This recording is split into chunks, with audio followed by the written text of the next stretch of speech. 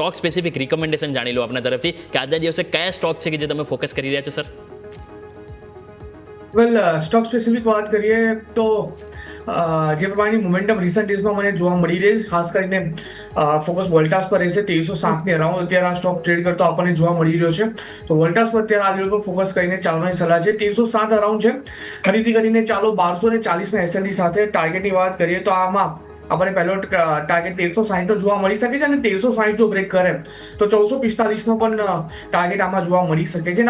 ભૌમિક, આમાં એવું છે કે આજે મેં વોલ્ટાસનો જે સ્ટોક આપેલો છે એ ટ્રેડિંગ પર્પઝથી નથી આપ્યો, મીડિયમ ટર્મ માટે પોર્ટફોલિયો બનાવવાના પર્પઝથી આપેલો છે.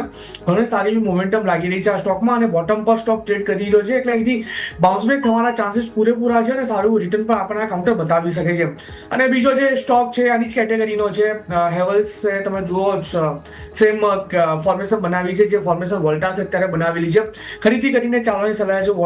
હેવલ્સ 1576 અરાઉન્ડ અત્યારે આ સ્ટોક ટ્રેડ કરે છે. પ્રેઝન્ટ લેવલ પર તમે ખરીદી કરીને ચાલી શકો છો.